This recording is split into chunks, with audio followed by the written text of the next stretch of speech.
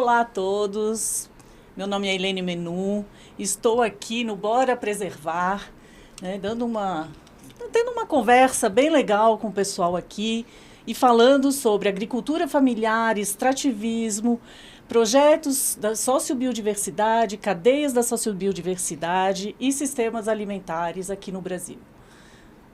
Como a gente agrega valor, conservando a floresta e garantindo um alimento saudável.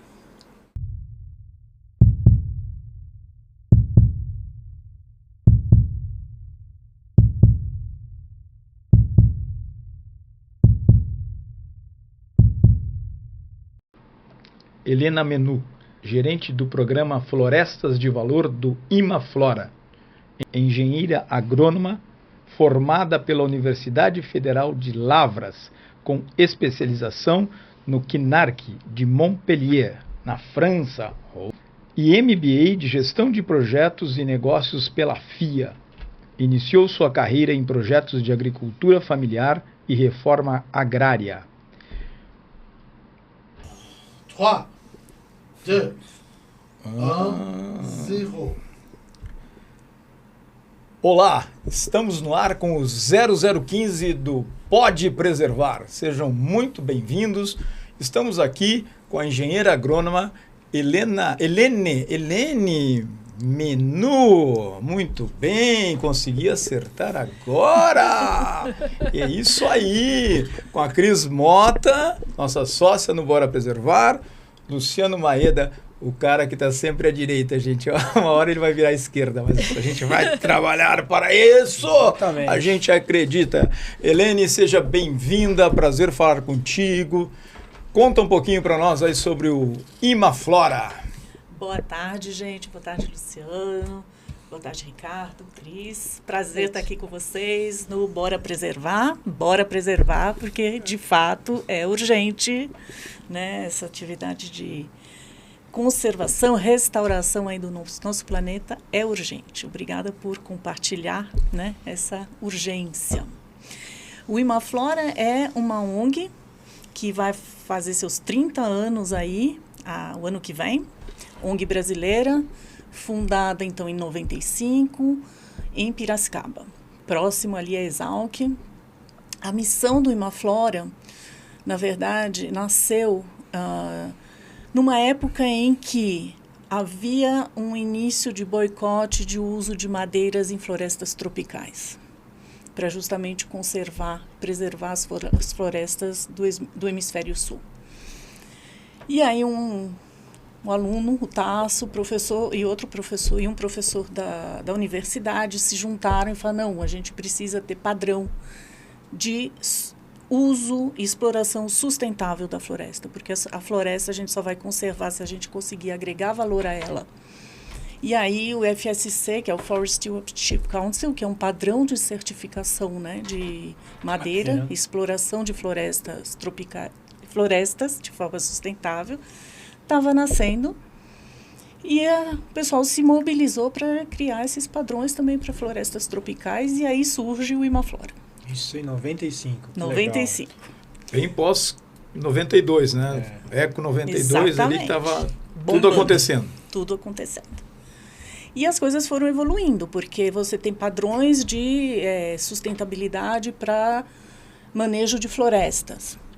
E aí as grandes commodities que têm seus impactos também começam a criar e a precisar de padrões para poder explorar da melhor forma possível, com o menor impacto possível, o território, né? Então, toda a questão aí começa a evoluir de certificação, o Imaflora começa a trabalhar com padrões de uso do território, padrão de uso da terra, né? E aí vai indo, e a gente é chamado para trabalhar num território do norte do Pará, onde tinha muita terra devoluta e precisava criar também, né, organização territorial. Então, que tipo de unidade de conservação com as populações locais presentes? Então, o Imaflora é chamado para formar uma parceria na região de Oriximiná, onde hoje a gente tem o maior mosaico de áreas protegidas, são mais de 20 milhões de hectares de terra, com diversas formas de áreas protegidas, como territórios quilombolas, terras indígenas, áreas de proteção total. Então, é um mosaico. Então, o Imaflora começa a ajudar nesse ordenamento do território. Vai ficando, porque tem populações ali, né? Então, os quilombolas passaram a ter os seus territórios delimitados. E agora, o que a gente faz? Não, a gente precisa se organizar, e o Imaflora foi ficando organizando. Com isso, nasce o programa Florestas de Valor, que hoje, né, como programa mesmo, ele está com 11 anos agora, nesse formato, mas começou-se a trabalhar em 2006 naquele território como projetos. Fazendo uma avaliação assim dos últimos 30 anos aí, né, dessa história de ambientalismo, ecologia, defesa do meio ambiente, desenvolvimento sustentável, como é que você tem visto aí, principalmente porque a gente vem recentemente, talvez de um dos piores governos ou dos piores programas, né, voltados para o meio ambiente, né? Aquela história do passa-boi, passa-boiada, que ficou na nossa cabeça aí fortemente, né? Como é que você vê esse movimento, essa situação? A gente poderia pegar até da Eco 92 para cá, né, já que vocês nasceram logo na sequência, né? Como é que você vê isso? Eu acho que hoje a gente realmente passou por um momento de vácuo, né? Vamos dizer assim. Né? Primeiro pela pandemia. Pela pandemia. Que foi boa. Para a natureza. Para a natureza, né? Deixou de ter tantos aviões, tantas emissões. Né? Então, ok. Mas a gente teve de fato, né, um momento de desmonte de legislação nacional, né, em relação ao tema. Hoje a gente está voltando, né? A gente consegue, muitas organizações, as ONGs sofreram muito por falta de até acesso a alguns recursos, mas tiveram muitos órgãos também de governo que foram totalmente desmobilizados, desmontados, né? Então era muito difícil, acho que foi até mais difícil. Desenvolvimento agrário, né? Por exemplo. O MDA. MDA, exato. Então, essa turma está começando a conseguir respirar, né, um pouco e voltar, trazer de novo até mesmo a confiança, né, do Brasil, porque o Brasil tem um papel fundamental e enorme, né, globalmente em relação a esse tema de impacto, né, sobre o meio ambiente, de restauração e de ser... O Brasil tem uma capacidade de ser um país de carbono neutro e até mesmo carbono negativo, né?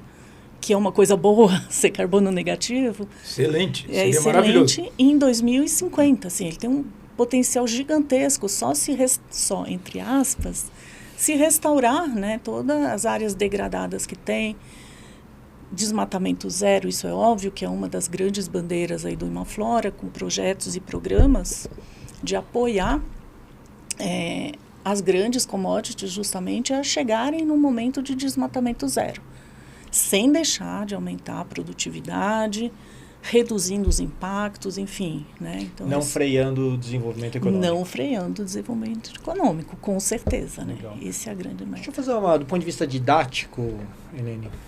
Explica para nós, até porque foi um grande amigo meu, inclusive já deu entrevista para nós aqui, Gilberto. Inclusive, na primeira vez que eu vi falar de Imaflora foi através dele. Né? E ele falou uma vez para mim, se de bora preservar, tá meio que errado. Teria que ser bora conservar, né? Uhum. E aí eu escutei você falar de conservação e restauração e preservação. Então, explica pra gente a diferença entre preservação, conservação e restauração. Tá, preservação a gente não pode mexer. Tá lá. Pode mexer, não pode gerar valor. Complicado, né? Porque tá lá, mas, enfim. Conservar, né? Conservar, mas você pode usar e fazer um manejo sustentável, né? Garantindo que aquele recurso vai se manter ao longo do tempo.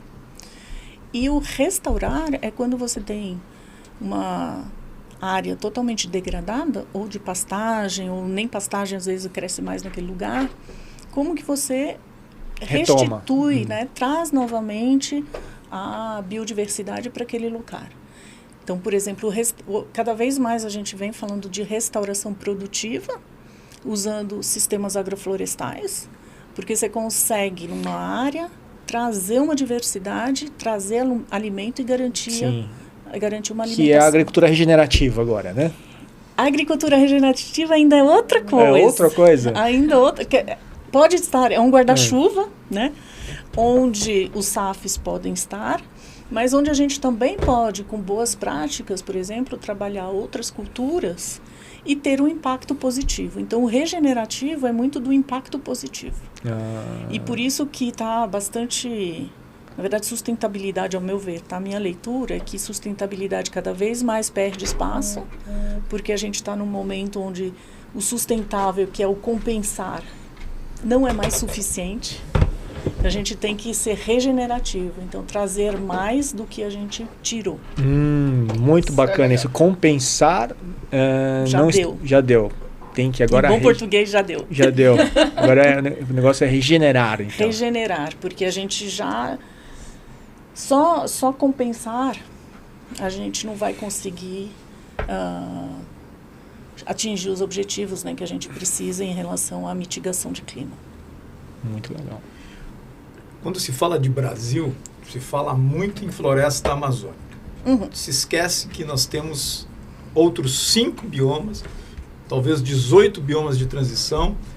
Enfim, você teve um trabalho na Caatinga, né? Uma coisa importante. Como é que você vê isso tudo junto e misturado, vamos dizer assim? Eu acho que todos os biomas têm sua importância, né? Não tem como. Tem um equilíbrio. O planeta estava em equilíbrio, então cada um tem o seu papel. A Caatinga, por ser um ambiente mais árido, um ambiente mais complexo, né, com momentos de seca, crise hídricas, as plantas são muito resistentes. Elas, por passarem sob estresse, muitas vezes plantas que têm estresse, elas têm princípios ativos mais interessantes para a medicina, por exemplo. Então, tem um potencial gigantesco na Caatinga. Né? Assim como no Cerrado também, né? Que tem no Cerrado também, porque ali, mas não é problema de chuva. O Cerrado, ele tem aquelas plantas todas tortinhas, mas é por conta de alumínio tóxico que tem no solo. Tóxico para algumas plantas, não tóxicos para outros, né? Então, por exemplo, o pequi se dá muito bem com os solos de Cerrado. Aí você põe uma calagem para neutralizar o alumínio, o pequi já não gosta muito. A soja vai bem, mas o pequi não vai tanto.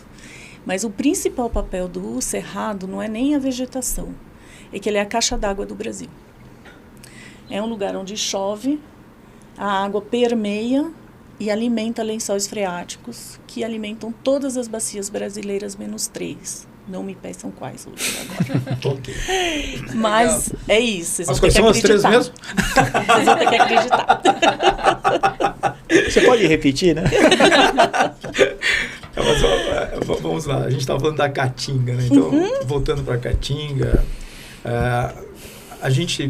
o Bora Preservar tem como principal ponto os sistemas alimentares, tá certo? Então, esse é o nosso mote, né? Esse é o nosso principal ponto. A gente tem alinhado isso constantemente, tem evoluído nesse sentido. Você tem uma atuação muito forte com a questão da agricultura, sim, tá certo? E aí eu quero fazer uma defesa do Bora Preservar, no sentido de que o que a gente tem que preservar sim, não pode mais mexer, porque já mexemos demais, tá certo? A gente tem que regenerar aquilo que já foi destruído, né? Mas o que está lá não dá mais para... não cabe mais mexer, tá certo? Então, me fala um pouquinho dessa coexistência aí dos sistemas alimentares, dos biomas, da agricultura familiar, enfim, essa tua atuação especificamente. A agricultura familiar tem um papel fundamental no Brasil de produção de alimentos. Não é o agronegócio que produz alimentos para a população brasileira. Então, isso é uma coisa tenho certeza. Não, mas isso é fato. Né? 70% dos produtos consumidos no Brasil são produzidos pela agricultura familiar. A gente vê um decréscimo nos últimos 10 anos de 10% da população da agricultura familiar, justamente sendo expulsa dos territórios, muito, em parte, não só, mas em parte, pelo agronegócio. E por né, não estão motivados, porque... É o êxodo, né? É um êxodo, porque o agricultor familiar é o jovem, ele não tem acesso a um crédito decente. Eu estava até num evento essa semana em Manaus, organizado pela CONTAG, explicando isso, né? A questão do êxodo. Hoje, os agricultores, né, tinham a fala e diziam, a gente recebe 20 mil reais para restaurar e para produzir. Isso daí o pessoal quer manter a gente como jeca. Mas a gente quer ter, sim, um carro bom, a gente quer ter internet em casa, quer ter energia, óbvio. Só você falar do 20 mil, o limite do PNAE, ou você está falando de outra coisa? Não, 20 mil é um exemplo que eles usaram lá. Ah, entendi. Pensei que foi o limite por DAP. Não. É um valor deles que eles mencionaram lá. Entendi. Perto de, tipo, um grande produtor vai ganhar 200 milhões, ele ganha 20 mil. Né? São as escalas que ele não pode comprar um trator. Às vezes ele recebe um crédito e fala, você não pode comprar carro. Ele fala, mas como que eu vou escoar a minha produção? Né? Então, são coisas que eu acho que, de fato, a agricultura familiar não está... ela não é reconhecida hoje pelo papel dela, que é de garantir alimentos e de garantir uma produção também agrícola e de alimentos de baixo impacto. Não são eles que usam mais químicos, mais insumos de fora. E com essa questão de mudanças climáticas fortes, né, que já estão aí, a gente precisa mudar esse modelo produtivo, que é altamente dependente de insumos externos, que também emite muito carbono. Né? Então, a gente tem que começar a trabalhar um modelo agrícola de baixo impacto. E é isso que a gente faz no Florestas de Valor, com agricultores familiares em São Félix, essencialmente, onde a gente está no lugar que há 40 anos, 50 anos tinha muita castanheira, tinha floresta, hoje não tem mais nada, é pasto. Você vem de Marabá para São Félix, são 400, 500 quilômetros, pasto, pasto, pasto, pasto. Não tem sombra, o gado está lá, quando você está em agosto, o pasto está amarelo, está seco, e o pasto tem um sol para cada cabeça de gado. É complicado. E ali os agricultores, os pequenos, super pressionados, a gente trabalha com eles sistemas agroflorestais com cacau e diversificado também de frutas para uma associação de mulheres, para justamente garantir que eles consigam uma renda satisfatória, uma renda boa para viver, né? Não é nem sobreviver, para viver com conforto, garantir produção de alimentos para eles e para a cidade, porque a cidade também é longe de tudo, distante, isolada, e como trabalhar também, porque é um sistema, a agricultura familiar é complexa, né? Não trabalha só uma coisa. Então, eles trabalham produção de alimentos, tem o gado, tem todo um sistema. Então, a gente trabalha também silvipastoril, sistema silvipastoris, com rotação de cultura, garante uma pastagem também de qualidade para aumentar a produtividade e reduzir a degradação do território. Legal. Deixa eu fazer uma pergunta na questão da agricultura familiar, e aí você que é testemunha dessas... A gente, né, como o Ricardo disse, o sistema alimentar, na verdade, o sistema alimentar ele é uma cola de 3 temáticas, certo? A gente falou da agricultura sustentável. O pequeno produtor, sozinho ele não consegue, então a outra perna do tripé seria o cooperativismo e o associativismo. Sim. De comunidades vulneráveis, sobretudo, e aí eu vou colocar o agricultor familiar como uma comunidade vulnerável. Isnaldo, que teve semana passada, presidente da central, retrasada aliás, da Cooperativa Central do Vale do Ribeira, né? Não sei se você conhece e tal, banana e tal, eu conheço PNAE, todas as questões, e ele falou que, né, desde do início da política pública, realmente que pelo menos o agricultor começou pelo menos a respirar, né, com o PAA, né, com o programa de aquisição de alimentos e tal, para doação, e depois veio o PNAE, que favoreceu. Hoje eles existem sobretudo por causa de uma política pública, tá? E fecha numa terceira questão, que o PNAE sozinho não consegue, né, tá, escoar, né? Eu já fui em muitas reuniões de agricultor familiar, por exemplo, onde assim, o cara pode vender por ano 40 mil, acho que agora, tá? Por ano 40 mil, o cara não consegue, né? Tá? E aí, para onde que vai ter que escoar? para iniciativa privada, certo? E, portanto, do consumo consciente, correto? Sim, a gente, né, todos nós, né, a gente tem uma questão de escolha de alimentação. Exatamente. E de quem a gente pode comprar, certo? Exato. Que é ter uma consciência com o nosso. Já que nós vamos comprar tomate, será que a gente poderia, né? Então, discutiu-se o selo do agricultura familiar, né? Que eu não estou nem falando de orgânico, nem agroecológico, estou falando do agricultor mesmo, né? Do pequeno. Comprar igual mais ou menos a questão do Sebrae, comprar do pequeno. E do local. Que é da cadeia curta, e aí a gente vai pela discussão toda.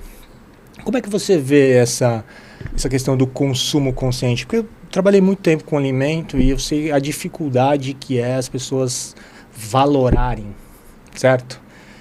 Essas questões. Então, você falou de pequi, né? De coisas regionais, né?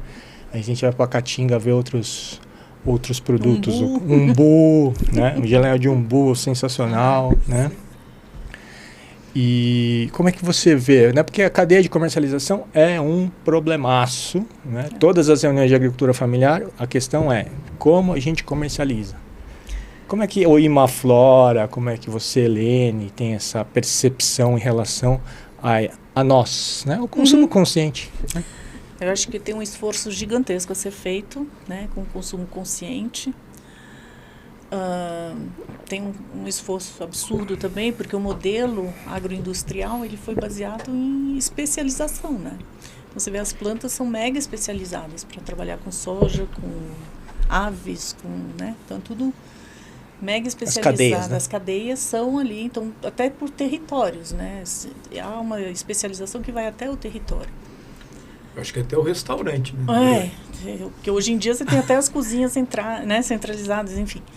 Então, é um esforço, eu acho que isso é uma revolução que está para vir, que eu não sei, que ela vai custar caro, de uma forma geral, porque acho que a tendência, de fato, a gente... Bom, o Brasil tem uma vantagem que, com o tamanho do território, consegue conviver com commodities, então, cadeias grandes, né? E com um pequeno e o diversificado. Mas a gente também fala cada vez mais de sistemas alimentares, de que a alimentação, né? As pessoas comem arroz, feijão, milho, trigo.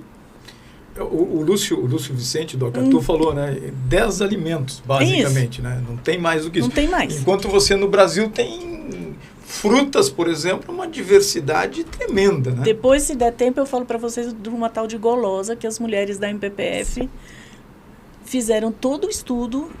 Golosa. Golosa, é uma fruta, eu ando Que esquecer, já que você fala francês, né? É uma fruta que, gente, há 24 anos eu andava na Amazônia e eu nunca tinha ouvido falar. Que é uma fruta que tem lá na região de São Félix e que elas fizeram polpa para poder comercializar no PNAE. Tiveram que regularizar, tiveram que fazer a ficha nutricional, tiveram que fazer tudo. Então, assim, a gente vê uma associação de mulheres de São Félix do Xingu lançando um produto novo, uma fruta nova no mercado. Eu acho isso genial, né? E elas que tocaram. A gente está só ali no... Interessante é o seguinte, eu quero fazer um parênteses aqui, que efetivamente, como entrevistada principal, apesar de nós termos 15 programas já, você é a primeira mulher. As mulheres, de uma forma geral, principalmente porque muitas delas são chefes de família, né? Então estão buscando alternativas para manter as suas famílias e tal. O papel da mulher nesse negócio todo de ecologia. Fala um pouquinho disso. Enorme. Ótimo. É enorme.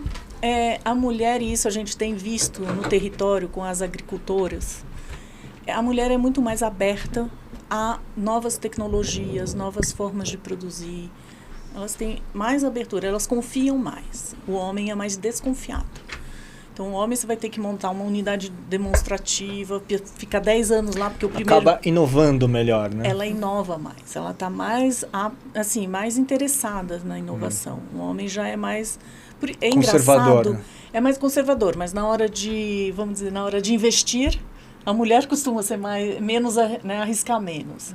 Mas no caso de propriedades de agricultura, elas de fato estão mais abertas a inovar. Então, quando a gente leva essas tecnologias, quando a gente leva a agroecologia, ela pode não fazer tudo, obviamente, na propriedade, mas ela vai fazer o teste dela, ela está mais aberta. O homem, ele já vai ver a mulher fazendo e ele pode copiar ou não daqui 2, 3 anos.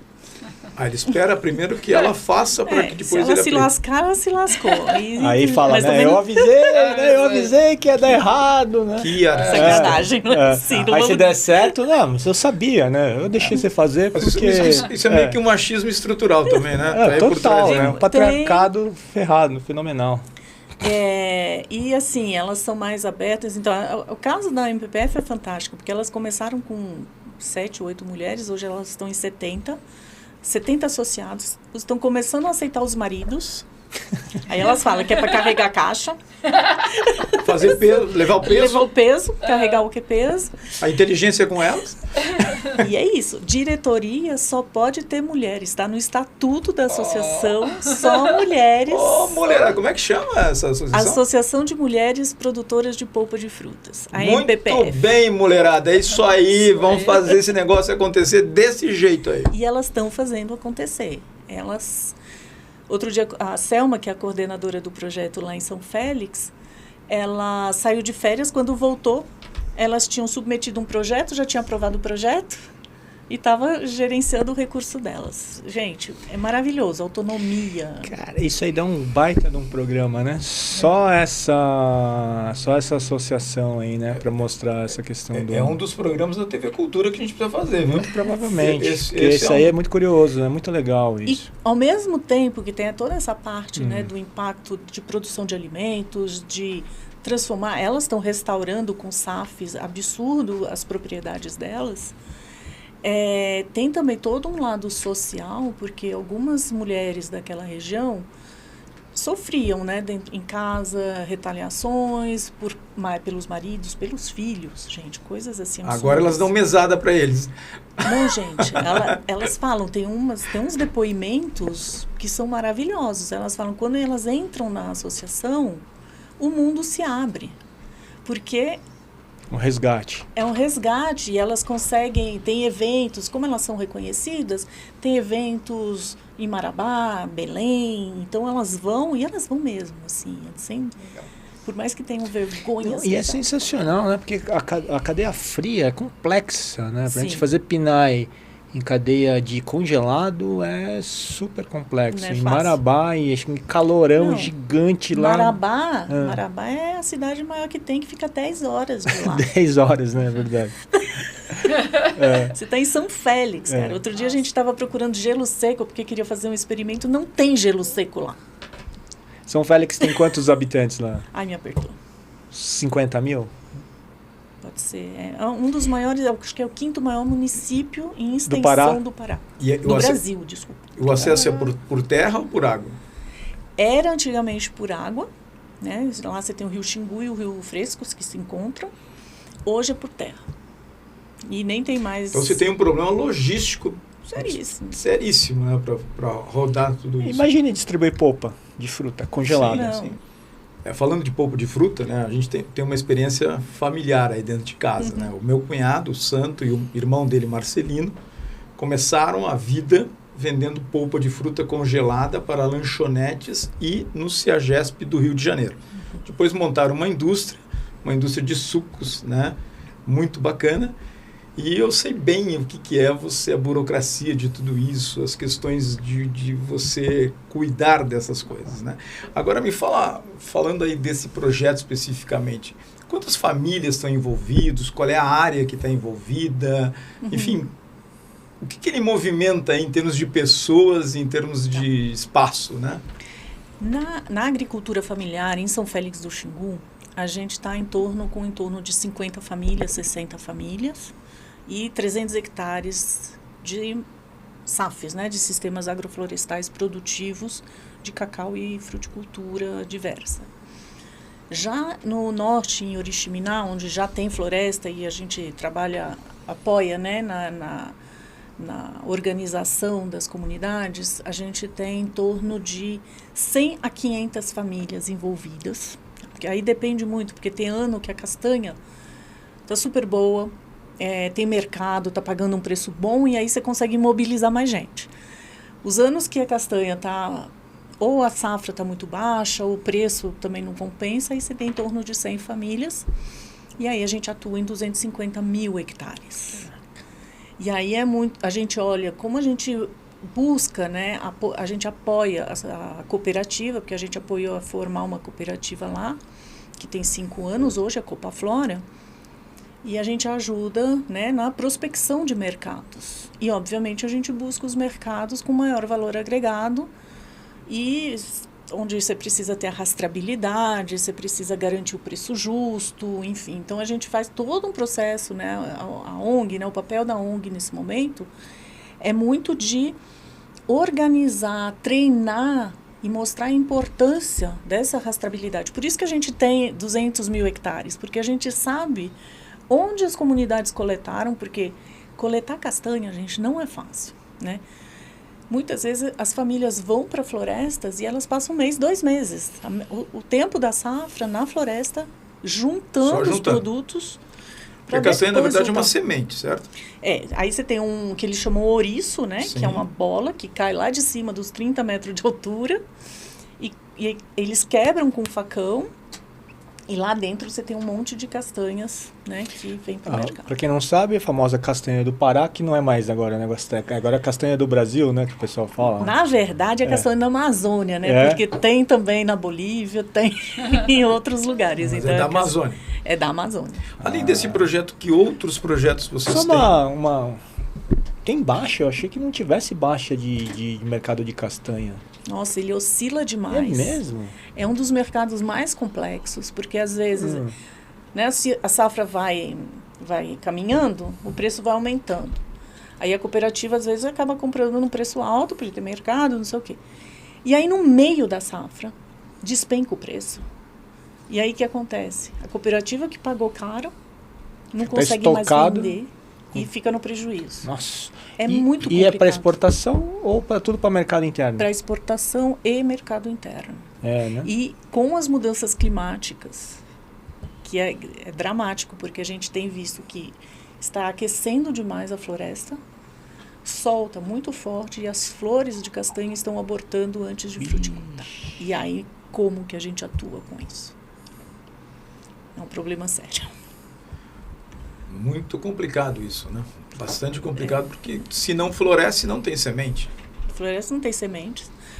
A castanha é uma árvore que é proibida de derrubar, então muitas vezes você vai, né, nas áreas de colonização recente da Amazônia, muitas vezes você tem um pasto e você só tem castanheiras isoladas.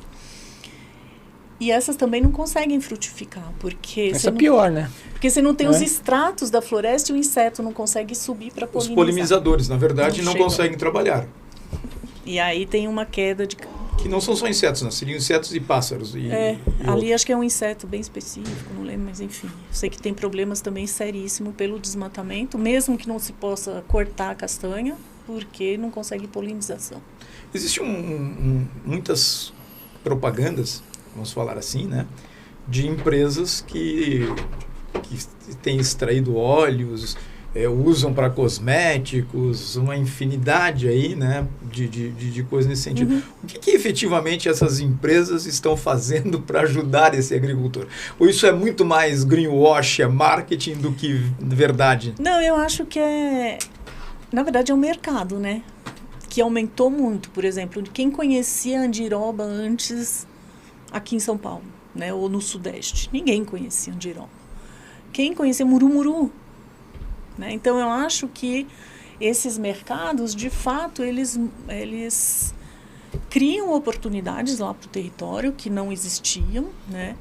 E começam a trazer também para outras regiões que não têm esses produtos alguns questionamentos, porque é muito disso, né, do consumo consciente. Como que eu vou consumir um negócio que eu não sei nem que existe? Né? É a tarefa de alguém disseminar, né? É isso. Na verdade, assim, existiu um papel de disseminação, né? De realmente Andiroba, vamos atribuir aí a linha da Natura, né? Vamos fazer um jabá aqui da Natura, né? Mas né? Porque assim, Andiroba ninguém conhecia mesmo. Né? Ninguém conhecia. Né? Então, isso que é importante, né? Biodiversidade, né? A biodiversidade. A biodiversidade como um todo. E aí começa você vê que outros empreendedores falam isso. Aí um empreendedor do Cerrado fala, nossa, e se eu lançasse Baru? Né? E aí começa a pipocar. Aqui de vocês, eu não sei quem já comeu cambuci. Ixi, eu já. Olha, porque tem muita gente que fala... Sorvete. Tem até um bairro em São conhece Paulo o Gabriel? Gabriel? Do Instituto Auá? Não, pior Não? que não. Que ele é o da rota que organiza a rota do cambuci, Do cambuci. e tal. E assim, todo suco de cambuci é uma delícia. Maravilhoso. Eu faço creme de cambuci em casa, vira e então. mexe. E eu amo quando eu vejo agora em sorveteria, você tem cambuci. Então.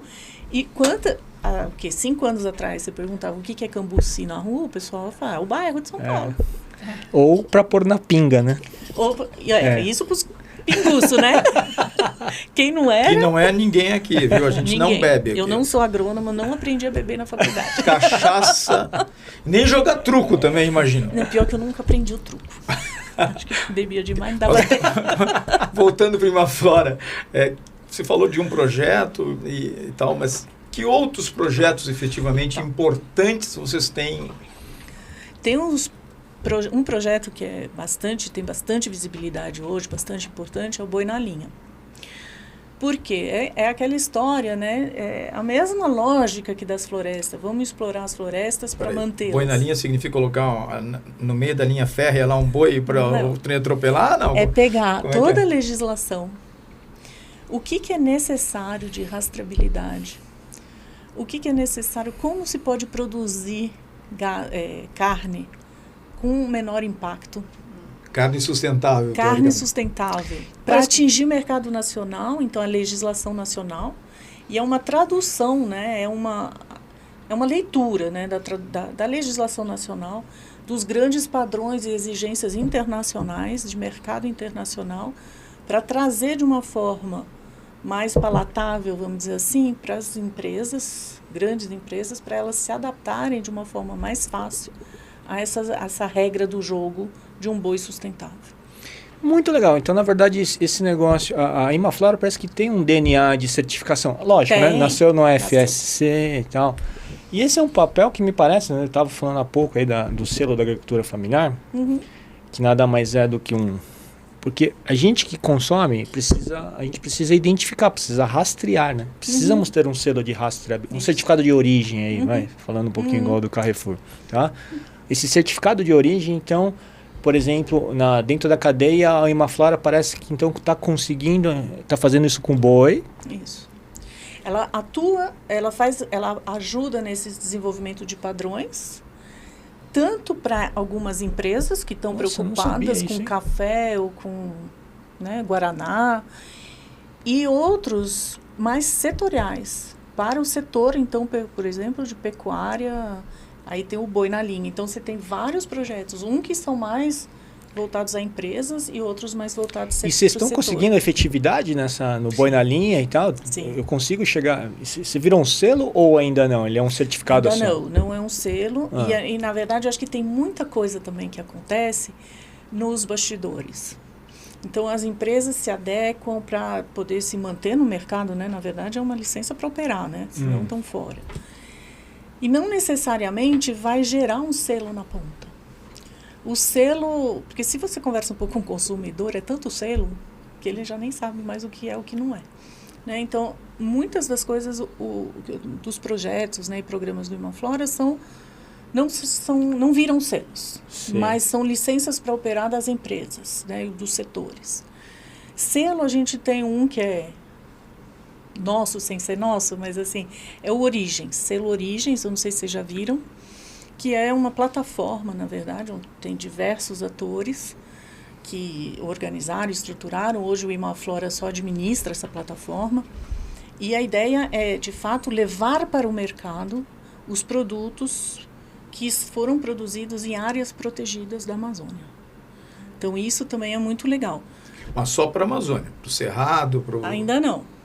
Mas no Cerrado, no Cerrado a gente tem uma central do Cerrado, né, que é uma cooperativa, um conjunto de cooperativas, né, que se organizou também de uma forma lindíssima e que mobilizou muitos produtores, muitas cooperativas. Então, é uma central mesmo de cooperativas, e você consegue ter muitos produtos do Cerrado e da Caatinga vindo de cooperativas. E no Pampa?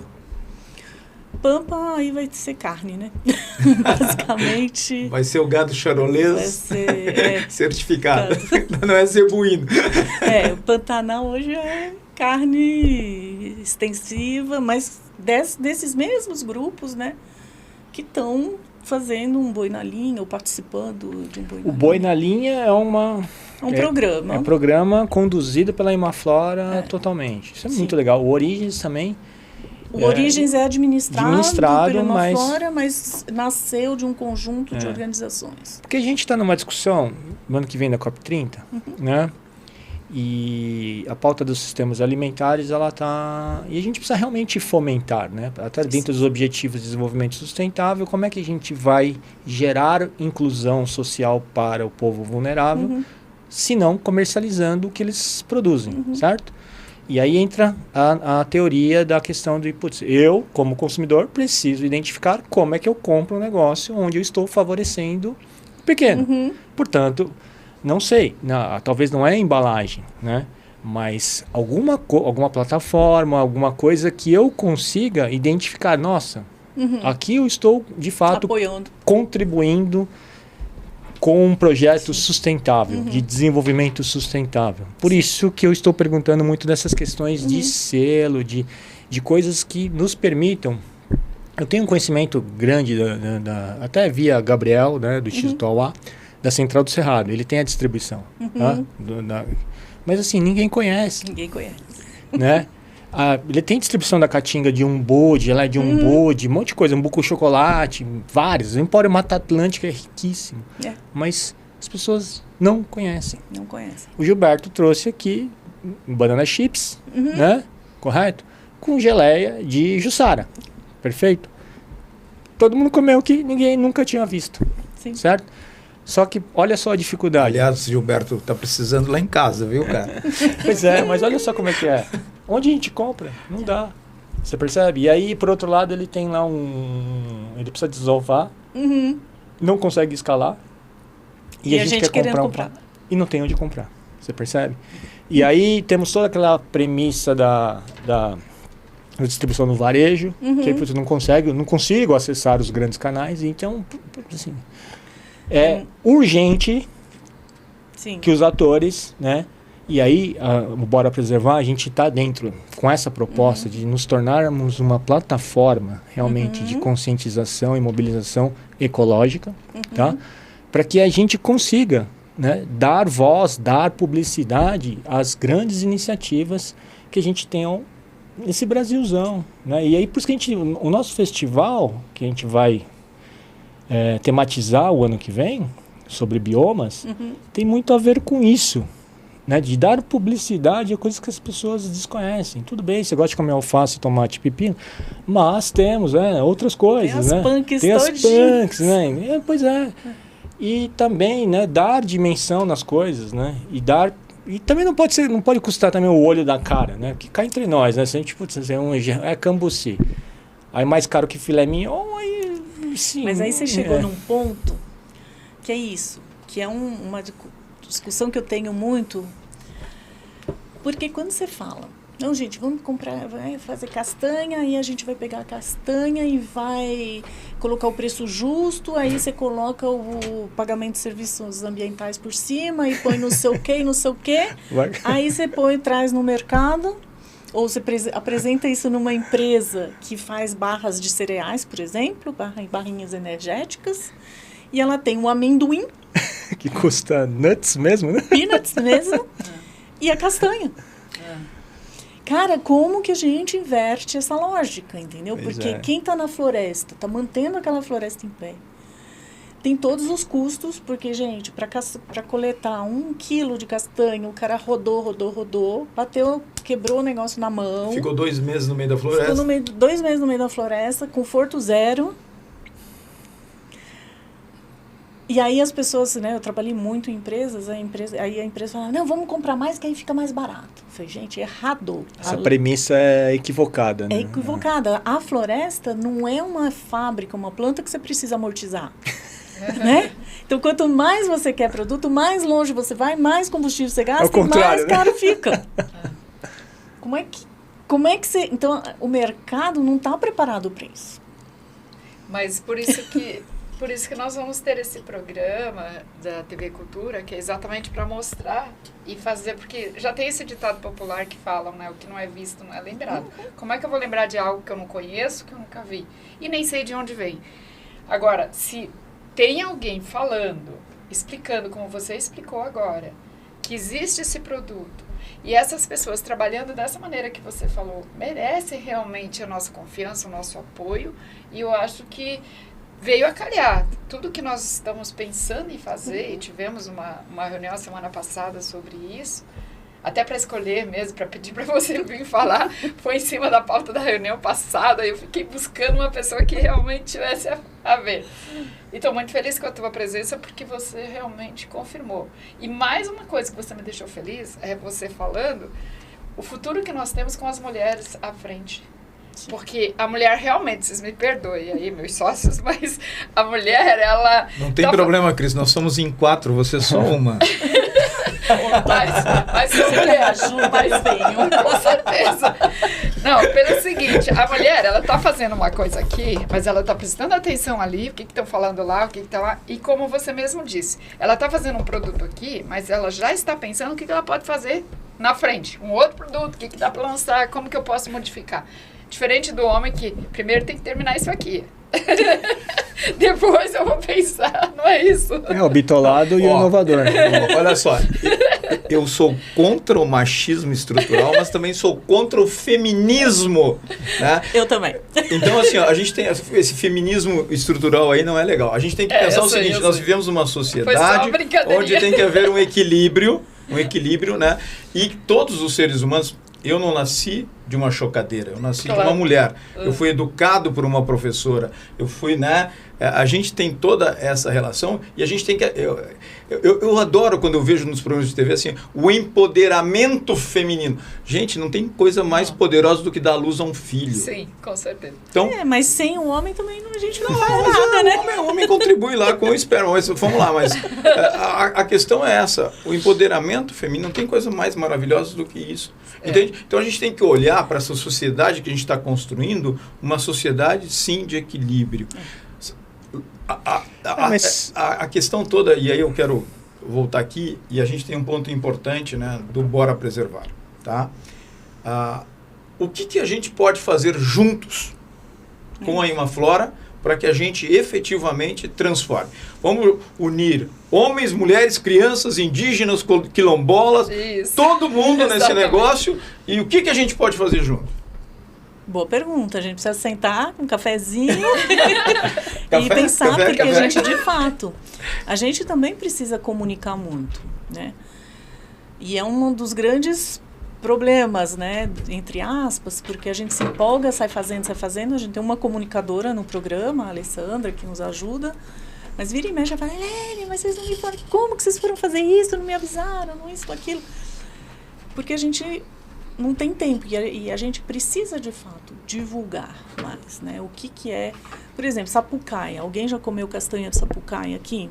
Não, nunca comi. Já? Não. É da Mata Atlântica. Está aqui do lado. Está aqui do lado. Ou seja, está aqui dentro, na verdade. Ninguém nunca ouviu falar. Né? Outro dia, uma pessoa estava falando, porque a gente estava comentando que na Exalc tem umas sapucaias lindas, estavam em floração. Eu falei, oba, daqui a pouco dá para ir lá coletar. Come? Gente, era ex-aluno da Exalc, né? Estava lá dentro. Então, é isso. A gente precisa e depois precisa escalar. Porque é onde morre o produto. Porque tem produto... Não dá viabilidade econômica, ferrou. Não é sustentável. Ou tem 15 congelador, tem 15 freezer cheio de cambuci. A sorveteria não quer porque não vai atender o ano inteiro de consumo dela. Na hora de vender ninguém conhece, porque ninguém nunca ouviu falar. Não tem infraestrutura para industrializar, para ter uma... Só congela. o fruto em si, enfim. Então, tem falta alguma articulação, falta bastante coisas. Eu tenho uma tese e vou insistir nessa tese. Eu acho que é por aí que a gente tem que fazer parcerias. Tá? Até porque já fui partícipe desse mercado e já sei muito bem o que é isso. Tá? Que é o consumo direto. Sim. Entendeu? Não dá pra gente tentar, via canal de varejo, tentar vender. Até porque ele vai intermediar essa operação, ele vai ter que ter o lucro dele, está agregando valor, e aí não estou fazendo não estou criticando, tá, a margem de lucro do varejista, estou apenas falando que. E aí ele vai desdenhar no ponto de venda, tá? Não vende, e aí ele te devolve, e aí você perdeu. Então assim, só tem uma única solução, consumo direto. Tá? Então, eu, consumidor, compro de você, produtor. Aí temos o problema logístico, certo? Que é outro gargalo, mas o cooperativismo vem para ajudar aí. E eu acho que também trabalhar questões culturais, locais, voltar a ter identidade territorial, sabe? Porque você vai nos lugares, você vai comer um morango igual em todo lugar, perde até a graça de viver, né? Porque você fala, o que tem aqui? O que é local? Porque eu tenho muito isso, essa curiosidade. Eu estava em Manaus, eu falei, tem que ir no mercado de Manaus. Eu não vou na cidade sem ir dar uma passadinha no mercado. É como ir a Belém e no Vero Peso, né? É isso, não dá. Tem que ir lá para ver o que tem de produto local. Até o McDonald's faz isso, gente. Né? Você vai no McDonald's na Ásia, você come macarrão. Né? Você vai na França, você tem cerveja com café. Aliás, o McDonald's chinês é apimentado para caramba. Então, eu acho que isso é uma coisa que... Aqui também no Bora Preservar, tem o Bora Preservar a cultura também, sabe? Sim, discutimos isso aí. É muito ligado. Porque a gente até... Na verdade, nós falamos da semana retrasada, mas semana passada, o diretor técnico do Secretaria de Turismo veio aqui também. E a gente falou sobre turismo sustentável. E a questão do turismo é inerente a essas questões de identidade. É um canal, certo? E é um canal fantástico para divulgar. É porque o turista leva o dinheiro para lá, né? Então, assim, eu, turista, vou para lá e vou querer consumir coisas locais. E aí cabe a nós fomentar, né? Criar essa coisa. Falou, vai lá para São Félix do Xingu consumir polpa de golosa. Certo? É isso. É isso. O caso do açaí, por exemplo, né? Ou do cupuaçu, que se transformaram em cases mundiais, né? A gente tem que aprender com esses cases também. Onde é que estão os acertos disso, né? O Gilberto fala que a Jussara é muito mais nutritiva que o açaí. Mas o açaí é o produto que é exportado hoje em volumes importantes. Estados Unidos, Europa, né? O cupuaçu, os japoneses tentaram registrar cupuaçu, uma fruta amazônica, né? Bombom de cupuaçu com chocolate é maravilhoso, né? Que é feito lá artesanalmente pelas comunidades da Amazônia e tal. Então, assim, o que a gente tem a aprender com isso, né? Na tua visão aí, como ativista efetivamente do negócio? Posso fazer um comentário em cima disso que ele está querendo pôr? Assim, é interessante, né? Porque, na verdade, o açaí, né? Quando ele é efetivamente o açaí mesmo, né?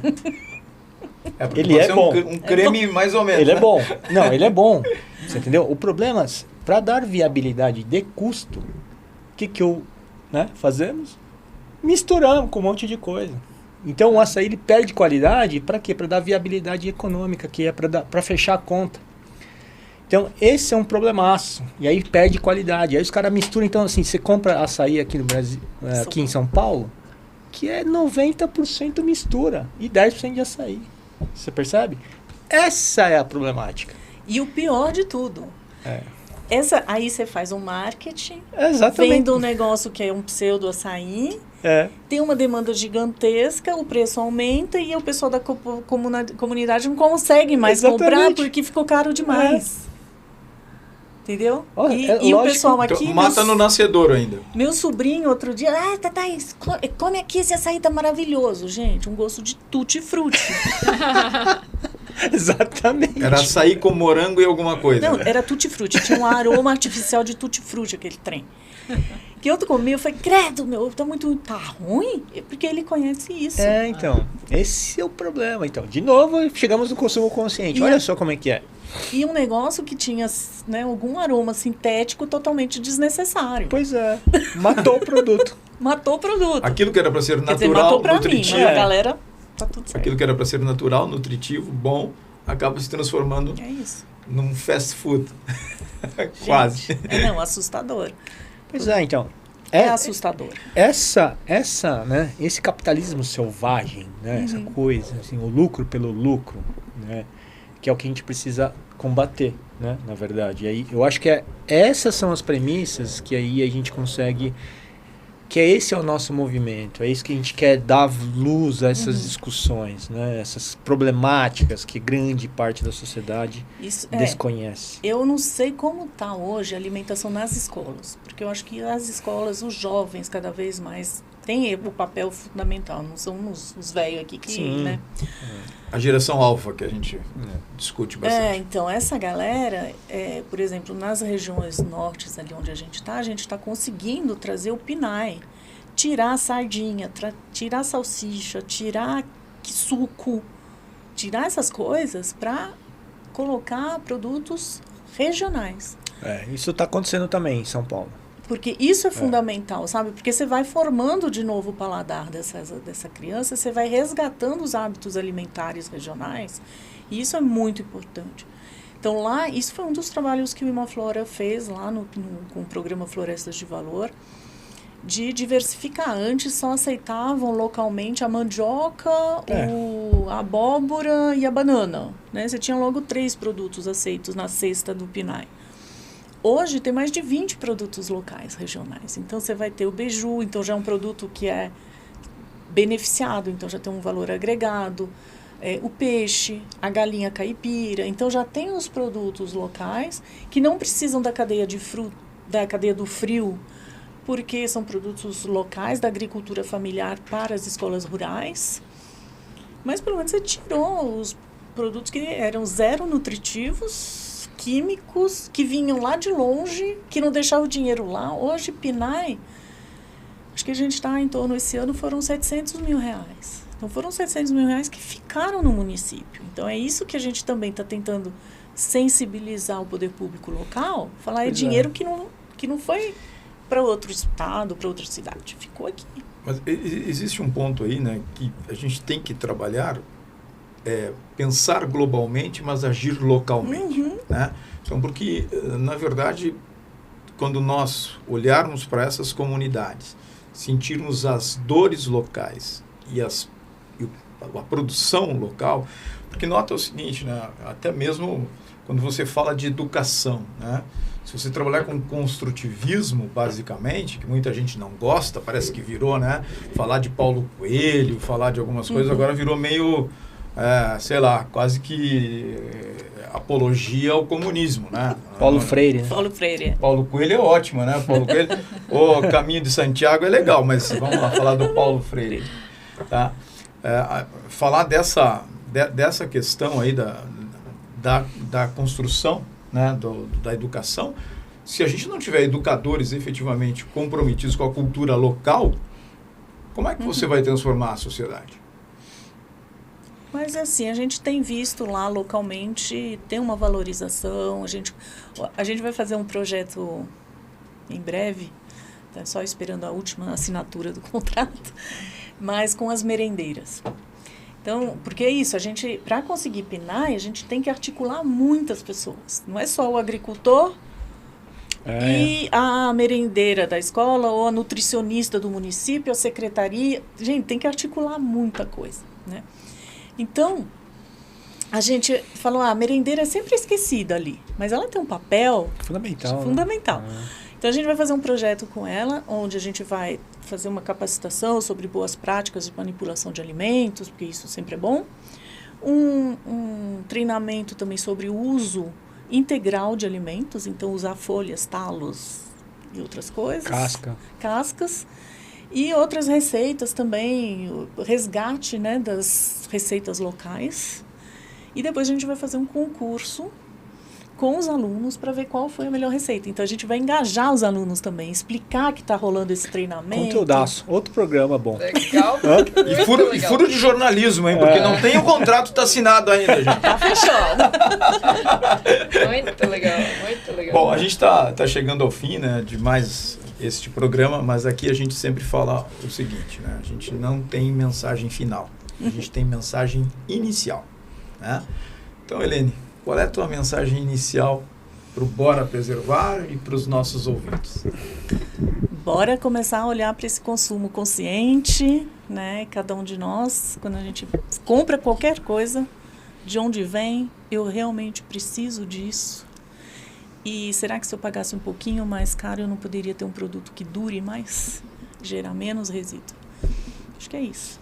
Muito bem. Cris Motas, a sua mensagem inicial. Em primeiro lugar, eu quero agradecer a tua presença aqui e pode ter certeza que voltará outras vezes, inclusive no programa.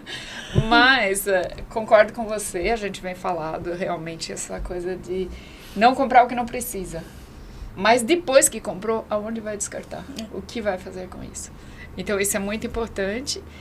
E bora preservar, bora fazer a diferença, bora ajudar as mulheres e os homens, tirando a brincadeira anterior.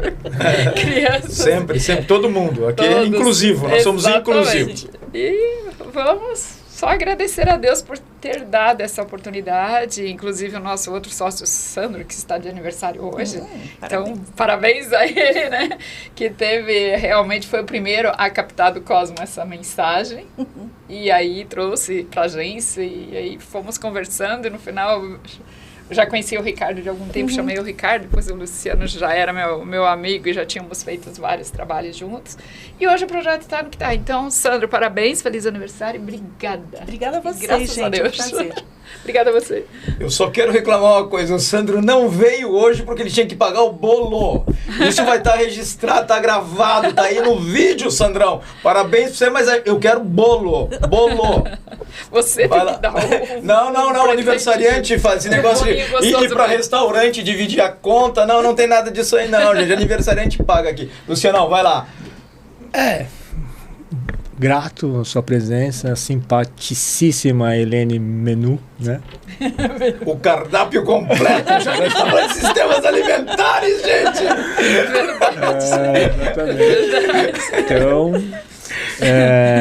aula, assim, aprendemos muito com você. Eu acho que a proposta nossa aqui, né, como disse, do Bora Preservar, é unir as forças com os atores que realmente têm vontade de fazer a diferença, com coisas legítimas, sustentáveis, economicamente falando também, né? Porque alguém precisa ser pago as contas, né? As pessoas acham que também dinheiro, né, vai vir de um assistencialismo também, que não acontece. Então, a gente precisa fazer acontecer, economicamente, inclusive. Então, essas discussões eu acho que elas são muito enriquecedoras. Não sabia de várias coisas. Tá vendo como o papel do podcast ele é super... Não sabia de 1/10 do que você falou sobre a Imaflora. E olha que eu conheci a Imaflora, né? Mas assim, aula, assim, várias coisas, assim, abriu a mente. Então, assim, obrigado por ter aberto mais... Entrevistas boas é quando a gente aprende, né? Então, obrigado, aprendi bastante contigo. Eu acho que é isso que é a força que a gente vai levar pro Bora Preservar, né? Obrigada pelo convite. E pra Imaflora e tal, e putz, pra todo mundo aí que faz o bem, né? Que no final das contas a gente quer fazer o bem para o mundo. E a gente tá aqui para compartilhar também, né, gente? É isso. É isso aí. Pessoal, então a gente chega ao final dessa edição e eu gostaria de convidar a mulherada, né? Que essa aqui foi a primeira, a gente precisa de mais mulheres aqui, toda essa brincadeira, essa discussão que a gente teve aqui, a gente precisa sim da força feminina, da força masculina. O nosso projeto está alicerçado em 3 pilares: ação do poder público, ação da iniciativa privada, mas principalmente das comunidades. Então a gente quer as comunidades aqui conosco. A gente sempre termina esse programa com uma cadeia de união. Então a gente dá as mãos e fala assim: bora preservar! Bora preservar! Bora preservar!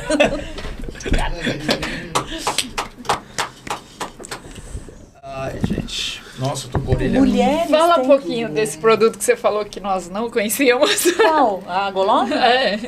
É uma fruta... Eu já pensei em maldade. Eu sei, eu vi a sua cara. Não, e eu não sabia, pra falar a verdade, a pessoa toda inocente, mas assim, aí eu comentei da fruta lá no evento do Imaflora, e aí todo mundo achando o bico e eu não entendendo. Aí foi um amigo, veio me explicar, foi, valeu. Aí eu falei, vamos ter que mudar o nome da fruta. Ou não! Tipo, a Eu galera acho uma já... baita jogada forte. Assim, Então, marketing do Eu trabalhava numa empresa na DataSul, né? Tá sentindo falta de uma gulosa? Marketing! Entendeu? O marketing tá pronto. Tá pronto.